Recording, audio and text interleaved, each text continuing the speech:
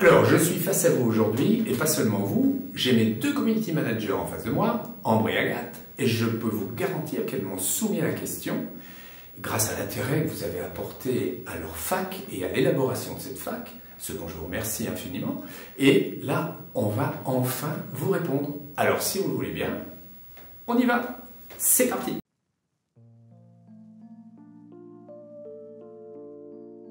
Les caches en France et au Royaume-Uni.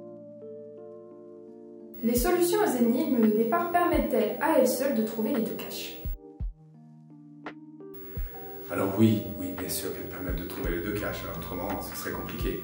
Mais il faut penser qu'il n'y a pas d'énigme de départ. Je ne sais pas quel est le sens caché de énigme de départ. Il y a des énigmes qui sont les mêmes au départ et à l'arrivée et qu'il faut résoudre, tout simplement. Donc il y en a 9 françaises, 9 anglaises, je me lis le texte pour être bien précis. Et il y a des éléments à combiner, à résoudre, à recouper au fur et à mesure que vous avancez dans vos déductions et dans le parcours de la chasse. Il y aura beaucoup de questionnements, mais aucune énigme qui apparaîtra en cours de route. Voilà. Le seul déplacement à effectuer dans chacun des deux pays sera-t-il celui permettant de découvrir le morceau de la clé? Évidemment, oui. Le jeu a été conçu avec beaucoup de précision. En France comme au Royaume-Uni, les deux cachettes sont très précisément définies. Et cette précision que nous avons apportée à l'élaboration des énigmes, vous devez l'appliquer dans la résolution que vous allez y apporter pour définir un endroit très précis. Donc il est inutile de vous déplacer en cours de route, il n'y a pas de vérification intermédiaire possible sur le terrain, il faut trouver l'endroit précis et à ce moment-là, il faut y aller. Tant que vous n'avez pas tout combiné, tant que vous avez un doute, tant qu'il manque un petit élément, c'est pas la peine de vous déplacer. Voilà. Sont-ils enterrés? Oui, évidemment. Dans un contenant? Oui, un petit coffre en bois. À quelle profondeur? 50 cm. Dites-moi tout de suite où est la clé. Avec plaisir, elle est en notre possession, la clé. Elle est entre nos mains et elle ne sera fonctionnelle que quand vous aurez apporté les éléments manquants pour que nous la reconstituions, qu'elle puisse ouvrir la serrure qui vous donnera accès au coffre d'or. Quelles personnes exactement connaissent l'emplacement des deux clés et les solutions sont-elles déposées chez un huissier? Alors, il ne s'agit pas de deux clés, je le répète. Je vous ai dit, la clé est entre nos mains. Ce ne sont pas deux clés qui sont enterrées, mais des fragments d'une géode qui veut venir s'intégrer dans l'anneau de la clé, la partie supérieure de la clé qu'on tient dans sa main, pour la rendre fonctionnelle. Tant qu'il n'y a pas ces morceaux-là, elle ne peut pas fonctionner, la clé. Voilà, c'est ça le principe. Et pour des raisons évidentes de confidentialité, on ne va pas vous dire qui c'est quoi, etc. Mais sachez que les solutions sont gardées effectivement dans une enveloppe scellée, en lieu sûr, et que des dispositions ont été prises très sérieusement pour vous garantir la pérennité des solutions, leur mise à l'abri définitive, ainsi que la pérennité du lot, évidemment, du coffret d'or. S'il y a un gagnant d'une des géodes, serons-nous avertis? Oui, bien sûr, par Facebook, par les actualités sur le site et par le Discord, et probablement aussi par la presse, parce que je pense que le jour où il y aura un gagnant d'un côté ou de l'autre, la presse locale, nationale d'un côté ou de l'autre va s'en emparer. De toute façon, ça va se savoir très vite. Absolument. Durée de la chasse. Quelle est la durée estimée de la chasse? Bon, jusque-là, tous les gens qui ont fait des chasses au trésor et qui en ont fait des durées, je ne veux pas dire qu'ils se sont plantés, mais beaucoup, dans la majorité. Soit ça dure moins longtemps, soit ça dure plus longtemps. Je pense que le plus prudent, c'est de ne pas dire quelle est la durée estimée. Il est évident que ça ne peut pas être trouvé en 8 jours ou en 1 mois ou en 2 mois. On ne pense pas à une durée aussi courte pour une dotation en plus de cette importance. Mais on ne sait pas. Ça peut être 1 an, 2 ans, 3 ans, ça peut être plus. Probablement moins que certaines autres chasses au trésor, je vous rassure. Les énigmes et les solutions. Y a-t-il, en plus des 9 énigmes, une super solution? Alors, non, il n'y a pas de notion de super solution. Il y a 9 énigmes qui sont distinctes, du côté français et du côté anglais, qui sont incluses dans les mêmes textes, dans les mêmes visuels, à une image près. Donc il y a un tableau différent dans le livre français, un tableau différent dans le livre anglais. Ça, c'est spécifique. Et pour le reste, tout est commun dans les deux langues. Et les deux parcours comportent chacun 9 énigmes qui ne sont pas les mêmes. Cette chasse comporte-t-elle des verrous? Autrement dit, est-il théoriquement possible de localiser la géode dès l'apparition du livre français, cartes et carnets compris? Alors, à partir du moment où vous avez le livre, la carte et le carnet de l'aventurier, vous avez tout ce qu'il vous faut pour trouver la géode. Il y a des énigmes plus difficiles que d'autres, mais pas d'énigmes supplémentaires qui apparaîtraient en cours de jeu. Cela dit, il va quand même falloir mettre un petit peu de matière grise dans la balance si vous voulez y arriver. Ça ne va pas se faire dès l'apparition. Vous avez les outils dès l'apparition, mais vous n'avez pas la solution dès l'apparition. Peut-on trouver les deux parties de la clé avec la version française du jeu? Non, il vous faut la version française pour le parcours français et la version anglaise pour le parcours au Royaume-Uni. Ça, c'est très net. Des connaissances en cryptographie sont-elles nécessaires? Non, rien qui nécessite d'être spécialiste, pas de grosses crypto, tout simple. Y a-t-il des énigmes communes aux deux livres? Non, encore une fois, c'est deux parcours différents. Il y a des textes qui sont communs, c'est le même texte qui est traduit en anglais, enfin qui est écrit en français ou en anglais, mais c'est le même texte de base. Les mêmes images pour 8 d'entre elles, et la 9e est distincte pour chaque livre, anglais et français. Faut-il simplement trouver la contre-marque ou faut-il également toutes les bonnes solutions? Bon, ça rappelle un vieux débat, et oui, il faut les solutions. Bien sûr, il faut que vous puissiez apporter la démonstration que vous avez décomposé le parcours, que vous avez bien résolu les énigmes, et que vous posiez sur la table ce que vous aurez trouvé, voilà, en toute logique. Quelques réponses erronées en cours de chemin, voire un raisonnement global totalement faux, empêche-t-il d'arriver à la bonne solution? Il n'est pas possible d'arriver à la bonne solution avec un raisonnement totalement faux. Il faut quand même un bon raisonnement. Cela dit, évidemment, on n'exclut pas que vous puissiez trouver un petit éclair de génie, des raccourcis qu'on n'a pas imaginés, ou vous passiez éventuellement par certains petits détours auxquels on n'aura pas pensé pour arriver à une déduction, mais disons que globalement, il vous faut une résolution de toutes les énigmes. Qui connaît la solution et certains des auteurs ont-ils suivi un cahier des charges? Alors, je vais vous dire exactement comment on a fait. Moi, j'ai donné mes indications quant au style général et puis au principe général des énigmes. Vincenzo Bianca, lui, a rédigé les énigmes, il les a conçues, il m'a précisé les éléments que je devrais et que j'ai intégrés dans les visuels. Un cahier des charges en quelque sorte, si on peut employer ce terme. Pauline Desson, elle a écrit un conte en forme d'allégorie sur le thème de l'entente cordiale, mais qui se déroule entre des créatures totalement imaginaires. Et bien sûr, on lui a donné des lignes directrices. Quant à Stephen Clark, historien reconnu sur le sujet, qui fait autorité, oui, il a fait un récit historique, mais en même temps, il a tenu compte de certains éléments de la chasse au trésor dans ce qu'il raconte.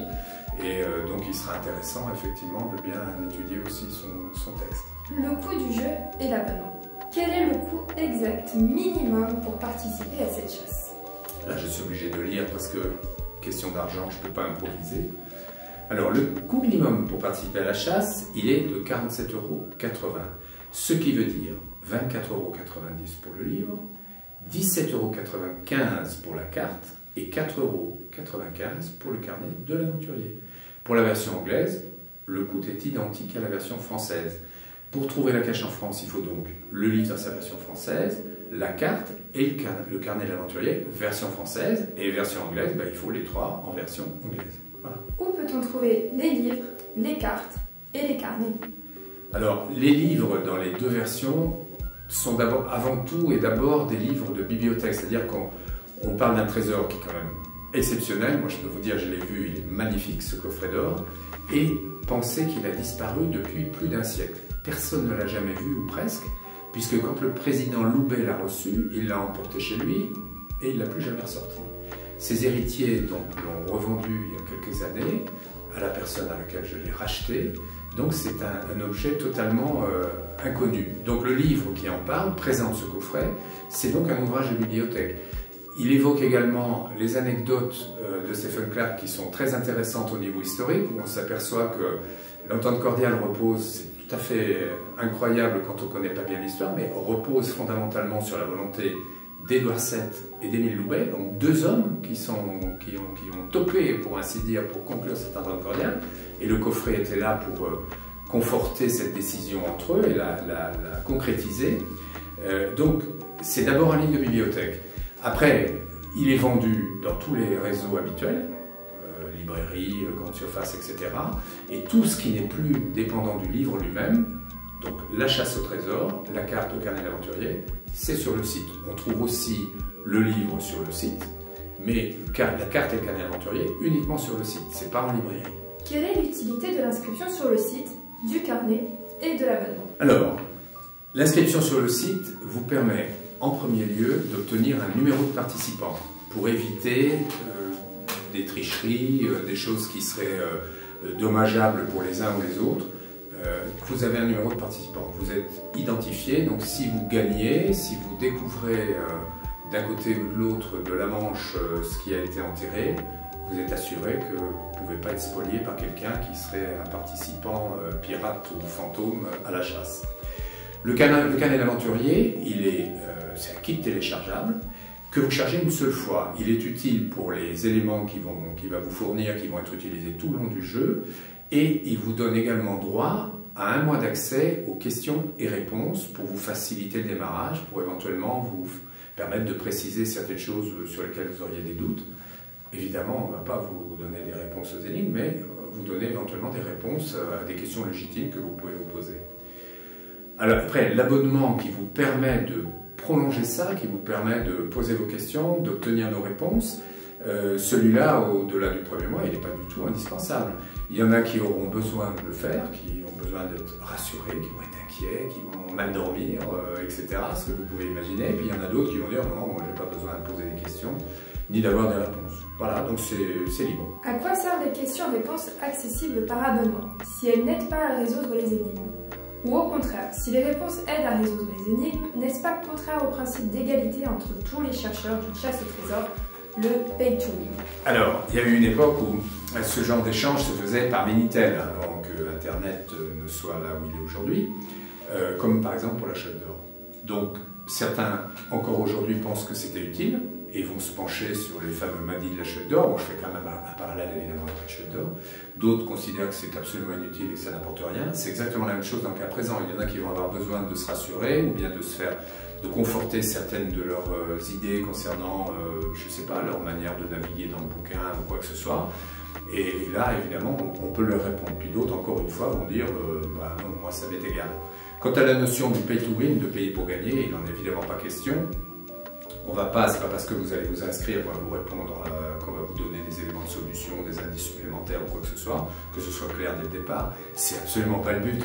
Nous, on est là, on est prêt à passer du temps, à discuter avec vous, à répondre, à vous aider à une meilleure compréhension peut-être de certaines choses, mais sans vous apporter d'éléments de solution, évidemment. Peut-on s'abonner et se désabonner comme bon nous semble? C'est totalement open. T'en veux, t'en prends, t'en veux pas, tu laisses. Voilà, c'est tout simple. C'est à la carte, vous avez envie de vous abonner, vous vous abonnez pour 1 mois, bon c'est 1 mois le minimum, vous arrêtez à la fin du mois, vous recommencez 3 mois après, comme vous voulez. Avez-vous prévu des packs? Un pour la partie française, un autre pour la partie anglophone?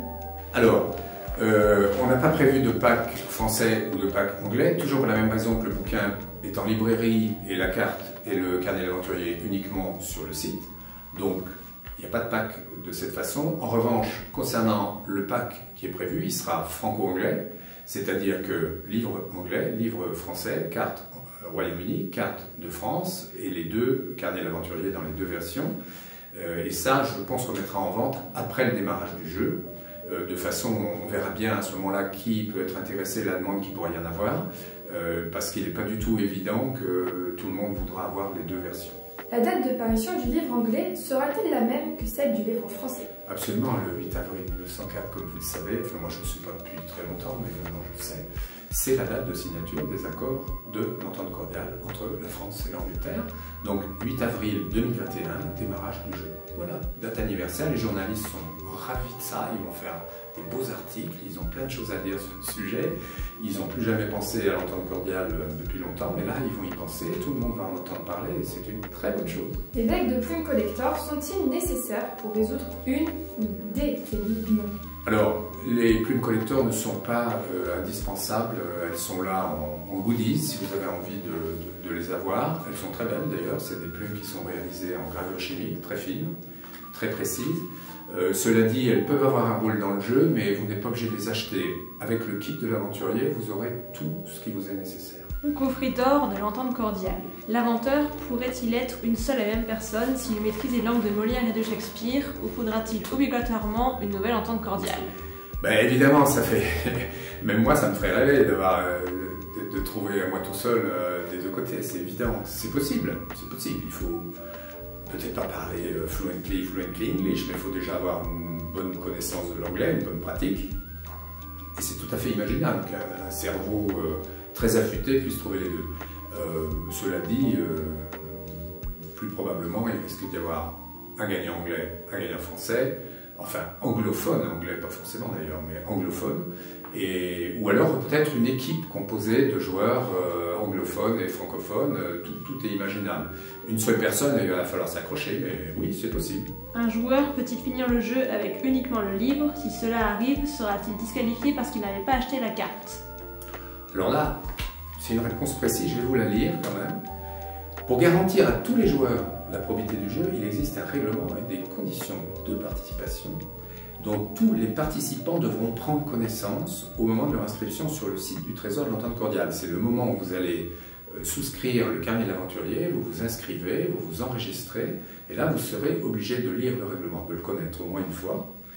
Et dans tous les cas, pour pouvoir participer valablement au jeu, il faut être détenteur du numéro que vous allez donc obtenir de cette manière, sinon vous ne pourrez pas jouer. Donc voilà.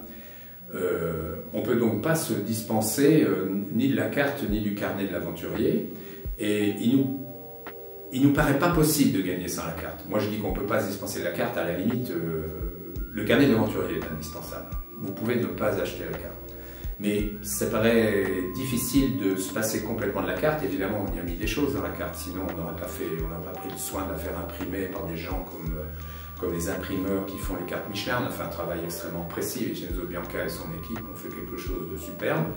Et donc, bon, voilà. Maintenant, si quelqu'un de supérieurement doué y arrive, on contestera pas. Si cette manière-là ne relève pas de la tricherie, si c'est quelque chose qu'on n'avait pas prévu, il y arrive quand même, il n'a pas la carte, bah oui, parfait, ok, du moment qu'il n'y a pas de tricherie, on accepte. Le gagnant est-il celui qui résout le premier ou qui déterre le premier? Il ne peut pas y avoir de doute ni de polémique sur ce point-là. Le ou les gagnants sont ceux qui déterrent les fragments de géode de chaque côté. Donc il y a deux coffres en bois, un côté Royaume-Uni et un côté France. Les gagnants, c'est ceux qui ont les coffrets avec ce qu'il y a dedans. Donc pour ça, ils vont devoir évidemment nous expliquer comment ils ont fait pour y arriver, nous donner la démonstration de leur résolution des énigmes. Donc c'est pas qu'il faut trouver ou déterrer, c'est qu'il faut trouver et déterrer. Voilà. Une bonne maîtrise de l'anglais pour un francophone ou du français pour un anglophone est-elle nécessaire pour résoudre les énigmes du second livre?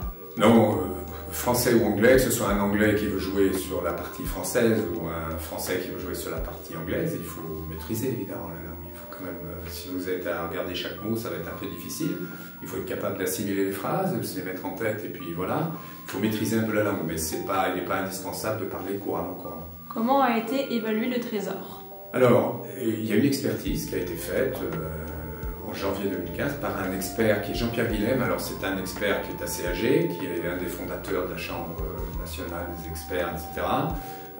Et donc qui a fait une expertise très précise de l'objet, donc à hauteur de 750 000 euros. Est-il prévu qu'une association achète le trésor en fin de chasse à la valeur annoncée? Alors, la valeur d'expertise, déjà, tient compte de la valeur symbolique de l'objet. Un coffret en or qui fait 1,4 kg et qui n'a aucune histoire et rien du tout, je pense, ne vaudrait pas du tout ce prix-là. Donc il en est déjà tenu compte dans l'estimation qui a été faite, mais ce qu'on ne mesure pas encore, et il faut le savoir, c'est qu'il y a des collections de ces coffrets. Ces coffrets étaient une tradition de la ville de Londres, qui les offrait à des visiteurs de marque, et notamment aussi un a été offert à la reine Victoria lorsqu'elle a inauguré un nouveau quartier de Londres. Edward VII en a reçu un aussi. Ces coffrets sont au Victorian Albert Museum de Londres, et il est très probable que pendant la chasse, ce musée-là, d'autres, certaines institutions comme peut-être le musée de l'Entente cordiale au château d'Ardelot, on n'en sait rien.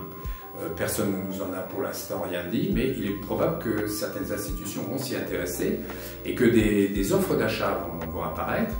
Je ne vous cache pas que nous comptons sur le lingot d'art aussi pour essayer de lever les fonds qui vont permettre de le racheter, ce coffret. On aimerait bien le garder aussi au Lingodard. Donc voilà, tout ça va se dérouler pendant la durée de la chasse. Et les offres seront transmises effectivement aux vainqueurs au moment où ils auront retrouvé le coffret en bois. Et on espère bien que ces offres seront là et qu'elles seront élevées. La valeur du lot étant importante, on peut imaginer que la chasse va durer un certain temps. Des dispositions ont-elles été prises pour garantir le trésor aux gagnants? Alors oui, dans les deux cas, il est évident que la chasse va durer un certain temps. On l'a déjà évoqué, on ne peut pas faire un truc qui va durer 8 jours pour une dotation de cet ordre-là. Imaginez quand même que derrière, il y a malgré tout la nécessité d'un business model. Il faut envisager que l'investissement énorme que représente ce jeu nécessite des rentrées d'argent. Donc les participations, les ventes de livres, etc. vont y contribuer. Et tout ça va se dérouler sur un certain laps de temps qui ne sera certainement pas aussi long que, encore une fois, d'autres chasses bien connues. Et on imagine que c'est quand même, ça peut quand même se traduire en années, mais peut-être pas en décennies quand même. Il ne faut pas exagérer. Et en regard de ça, oui, on prend toutes les précautions pour pérenniser la dotation. Donc elle ne sera pas entre les mains d'une personne physique, ce coffret d'or. Il va être entre les mains soit d'une fondation, soit d'un fonds de dotation qui, de toute façon, les détiendront d'une manière absolument inamovible jusqu'à ce qu'il y ait un ou des gagnants. Bon alors j'espère que je ne vous ai pas trop saoulé, parce que c'est pas très marrant de répondre à des questions comme ça. J'ai fait de mon mieux en tout cas. Tout va être bientôt en ligne. Vous avez Ambre et Agathe encore une fois qui sont là pour vous répondre, toujours et encore. Les différentes questions et réponses, les 2 facs vont être publiées en anglais et en français sur les sites, sur les réseaux et resteront accessibles autant que vous le voudrez pendant toute la durée du jeu. Voilà, je vous dis à bientôt. J'ai été très content de pouvoir répondre enfin à toutes ces questions. Ciao!